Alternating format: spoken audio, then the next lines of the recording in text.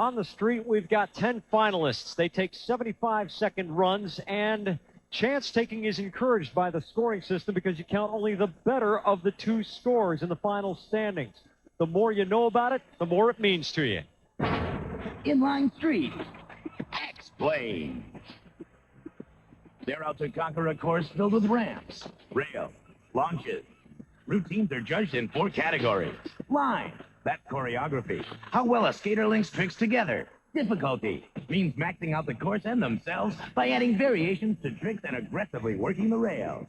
Consistency, clean execution of tricks and landings. And style, that's simply making it all look good. Falls will hurt consistency points, but a well-rounded routine will still spell success. He's been through a lot. Ryan Jacklone will take himself through the street course in the next 75 seconds with hopes of putting up a score that none can match. And when he's on, no one can match him.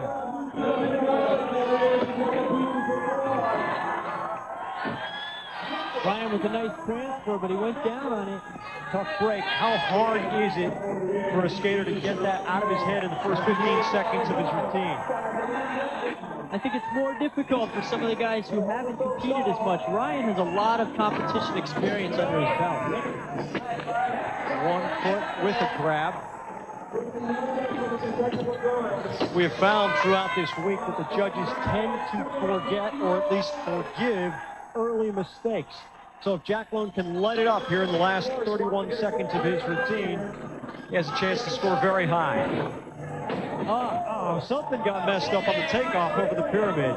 And Ryan was going for the fakey 720. The ramps have held up extremely well. They've had a lot of competition this week. Yet really, they remain generally smooth.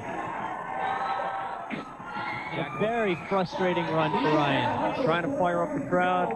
He's going to go for one last big trick. Let her rip. Ryan Jacklone will get a second round. He's capable of better, but what he just put up wasn't too bad. Still to come, the top qualifier, Arlo Eisenberg. He owned the street in the prelims.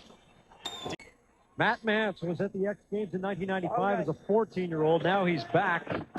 And this guy skates with tremendous flow. A nice combination right off the bat. Known for his one-footed grinds, his fluidity on the course.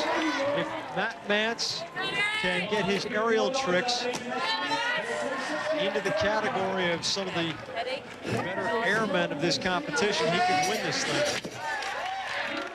Wow, Matty is really linking a lot of different tricks. He hasn't repeated one yet. He's shown a mastery of grinds on different elevations and different rails. Setting up something on the pyramid. And there's a fakey 720. That's 2 full body rotations. Totally in control on the landing. He had trouble landing that in the prelims. He's stuck it here. Scrambling up the start box. He's got 15 seconds left. 1 minute into his run so far. He wants the jump box for something big.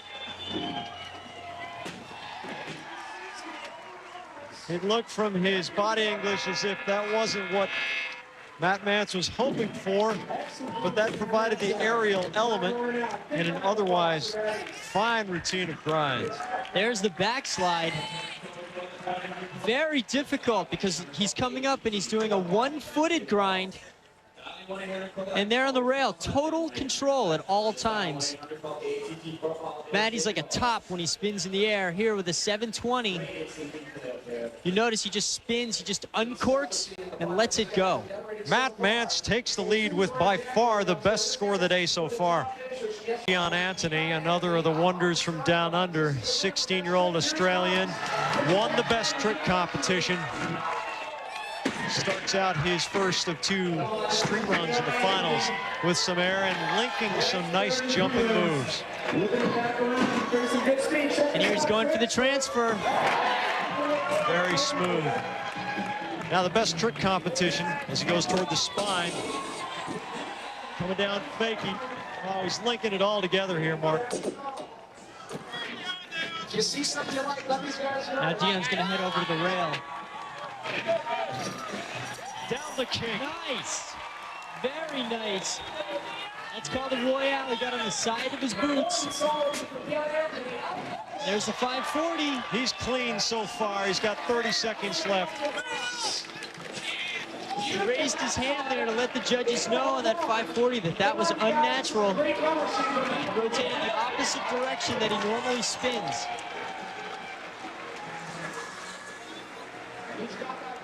Now, the best trick competition was just one score counting out of 5 rounds, which really rewards chance taking. Same deal here. He got half of the rail. Dion Anthony should have a comfortable lead as we work our way through the first round. Here with a very creative line on the transfer off of the wall ride. Just getting a nice little bit of air. And over the spine, he does a beautiful Royale. You notice he's on the sides of his boots.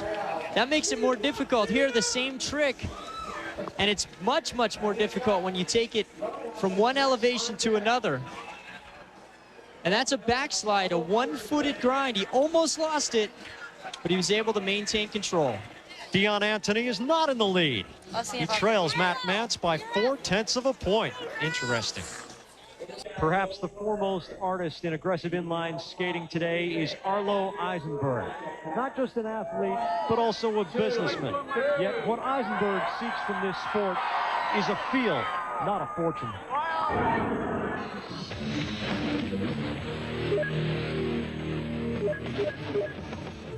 This is the difference between a sport and a lifestyle.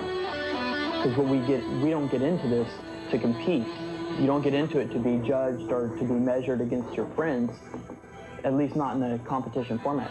Yeah, it is in our nature to be competitive. When you're in a jam session, you watch someone go, you get fired up on it, you want to go and perform just as well, if not better. That's human nature. The only thing I question or that concerns me is on whose terms are we doing that? Arlo is the editor of the inline magazine Daily Bread. Daily Bread's stated purpose is to stay true to the sport and keep it real. Daily Bread, since we're doing it, I felt like it was the only place that really accurately represented rollerblading. We're covering a different sport, and so what's going to happen is we're going to basically have 2 different sports, or one sport with 2 different cams. You'll have the competitions, and maybe the rest of it will be pushed back underground, which wouldn't necessarily be a bad thing. I don't like it being reduced to a science, because what we do is very unscientific, it's artistic, it's expressionistic, it's about individuals. What can I say? Oh, he's a clinical psychologist, dream boy, an X-Game competitor of the highest order. I try not to think of myself in the third person. I try not to think of Arlo. Mr. Arlo Eisenberg, the skater not known for his triple nuts, but for his gold eye. I always have to keep shedding my image in lieu of a new one. I don't want to be boxed into any one thing. If I start to become my hair, then I have to get rid of it. We're challenging conventions right now. We're challenging this whole conventional authoritarian structure. And it starts with a bunch of kids just raising hell. Look in my eyes, what do you see? The cult of personality. We didn't learn from Dennis Rodman. Dennis Rodman learned from us. He's mimicking our generation. If you're a good rebounder, that's one thing. But if you're a good rebounder who cross-dresses and has tattoos and blonde hair, you're bigger than Michael Jordan. I'd like my legacy not to have been just rollerblading. I mean, I'm proud of this and I love it. But it's not all for me. I'm only 22 now. I got bigger plans. So watch out. Arlo Eisenberg. Watch, learn about his sport. You will see it.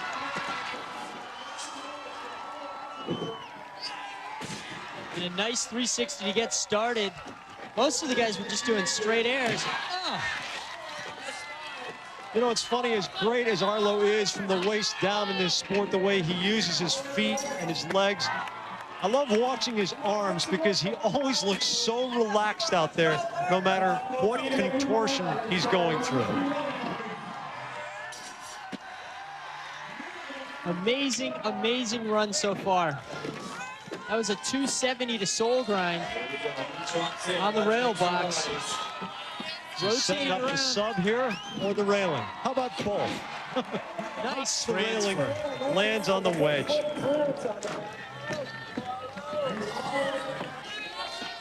Arlo is well known for his green painted fingernails, his different hair colors. He is just on. But what he does best is skate. Final 10 seconds. He's going back up the start box. One last shot. Does he go rail or jump box here? He's going jump box. One big one. And a 540 to finish it off. Arlo Eisenberg did the professional thing. 2 good, consistent runs in the prelims. Now he goes for greatness in the final. That was not your standard 540 over the spine. What he was doing was a nose pick and then a 360. And here the 270 rotates around 270 degrees. Very nice soul grind. And the transfer, the judges love those unpredictable lines. He was 8 feet above the asphalt when he cleared that railing. That's a pretty big penalty if you biff. He's not? But Arlo Eisenberg didn't. Says him or says He's your them? leader after the first round. Dion Anthony stands third, and clearly he can do better in his second run. Remember, only the better of the 2 scores count in the final standing, so everybody's got a shot to win this thing. Yeah, sure, life can be a grind. It can also have some errors in it and a whole bunch of other stuff. This is the second and final run of men's aggressive inline street competition at the X Games. Jacklone had a disastrous first run, but that won't count if he can do better here in the second. Increase the risk factor, and you increase your chances to win. Only your best score counts in the final standings here in the street final.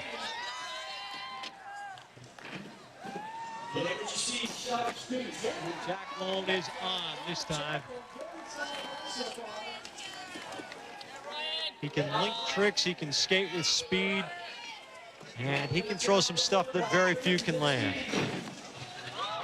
And a nice 180 transfer up and over the rail. It didn't even look like he was going to go over. And at the last minute, he sort of turned 90 degrees. Ryan not really linking tricks as well as we have seen him, but combination right there. That was a nice backside royale to revert. Goes about 10 feet high on the quarter pipe and comes right back at that jump box. Oh, tough landing. He was taking it all the way down to the bottom. Got a little bit off on the kink. Jacklone working his way back up the start box. 5 seconds to go. Not the best we've ever seen him, but this could be a pretty big finish. And a nice way to finish the run. Ryan Jacklone very much at home on the street course in the finals. In his run, that was a disaster. That means he jumped into the air, landed purposely on the end of the rail and rode through it. And here, turned 90 degrees and landed backwards unexpectedly. And here's the backside royale. You notice he's on the sides of his skates.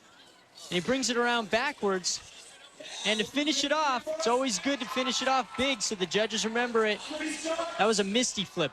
Got upside down and rotated 360 degrees. 5th place for Ryan Jacklone. Chris Edwards can let it rip here. Only the best score counts. He starts out one-footed down the planter. He's throwing a lot of technical elements in the beginning of his routine, which is a little bit uncharacteristic. Toe tap going over the rail onto the wedge. And it's a different approach from Edwards, who usually gets so stoked at the beginning of his routine that he burns himself out in the first 45 seconds. Now he's got 45 to go, and he's just cranking it up here. And a nice method there. Chris with a really good line here. Really smart strategy from him as he started in a slower mode, and look at the acceleration he's still got now. Big transfer. On top of the wall ride, 4.5-foot difference between the lower ramp and the upper ramp. He already has the trick volume of the complete routines of some of his competitors. He's got 15 seconds to go, and down the kink rail he goes. A beautiful frontside grind, jumping up toward the rail, facing toward it. One last big trick. Does he go sub box? Nope, going for the railing. Chris Edwards with 9 tricks in the minute and 15 seconds. Cesar Mora appreciates it. That's as well as we've seen Chris Edwards skate street in a long, long time. What an interesting start to a run. Completely down the planter, sticking his front foot out like a wheelbarrow. And here on the transfer, banging his toes, using that momentum to 180. A nice, nice transfer, pulling his feet back. This guy's always in control. And here, the most difficult trick I've seen all day. Getting a lot of speed, a lot of air, and pulling the grind. And with a lot of control, the front side grind all the way across and down the rail. Edwards moves into a tie for second place. Who is the man to beat on the street? It has come down to the very last competitor. Dion Anthony excels in high-risk situations. Only the better of the 2 run scorers count in the final.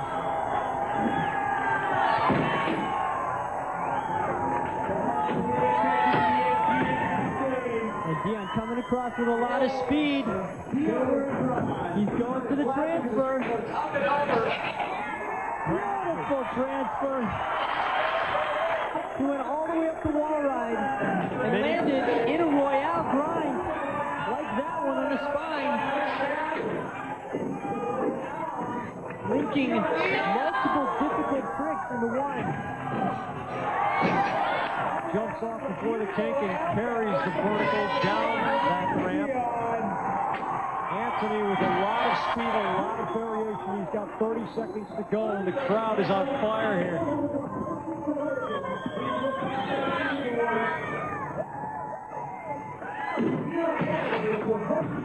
Anthony, the winner of the best trick competition, and now it's down to a 15-second window, which was the window for the best trick competition. If he's got one big one left, it might be enough to win. No! Got hung up on the planter, and Dion Anthony takes his fill. Now the judges decide just how good that run was. Dion Anthony remains in 4th place, just 4/10 of a point out of the medals. The great ones rise at the biggest moments. This is Matty Mantz's moment to seize. He has shown that he has the flow and the grinds with everyone. Where's his air? There's a pretty good start. Oh, a little bit of a stumble, but it's very early in the routine.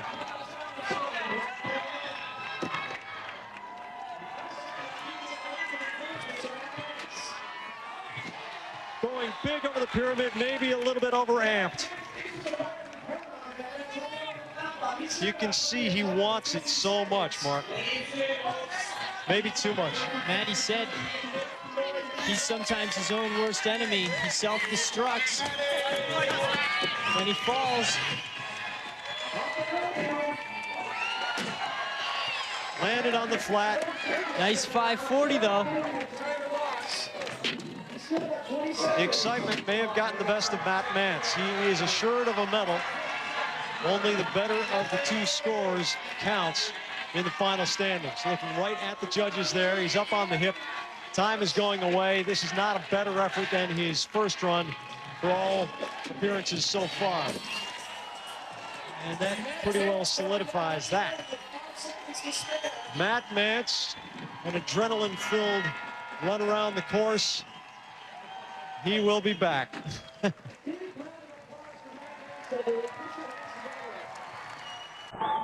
Matty Mantz, the youngster, in 2nd place. Welcome to Arlo's neighborhood. Arlo Eisenberg owns the street in aggressive inline skating. He has won the championship. This is his final run just for fun. In 3 runs, including his 2 prelims, he clearly has been the best. And now skating with no pressure, he really can let it all go. Arlo says it's a lifestyle. He's not in it to win trophies. He's not in it to get rich. It is that very attitude that makes him so loved by his fellow skaters and the skating community. He lands it. And he pulls it. A nice Liu Kang Misty flip. Kicks his leg out like the Mortal Kombat character.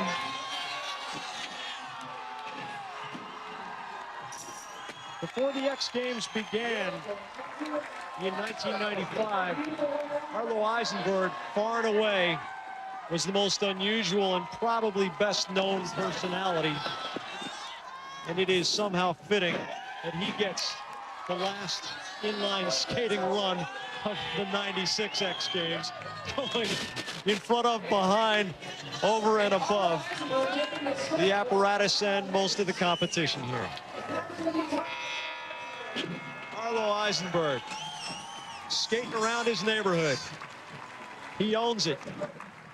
The gold belongs to him too. Chris Edwards duplicates his result from the vert ramp, winning bronze on the street. 15-year-old Matty Mantz wins the tiebreaker over Edwards and thus takes the silver. Arlo Eisenberg is the champion on the street. I have to admit, you know, winning's kind of sweet. You know, it feels good. But I certainly love rollerblading, and I enjoy coming out to events like this with the exposure and hopefully spreading the word, you know, 90 countries, whatever. A lot of people are seeing what we do, and hopefully they'll get turned on to it because it's really a lot of fun. Eisenberg skates for a feeling more than to be a winner, but now he knows how it feels to be a winner.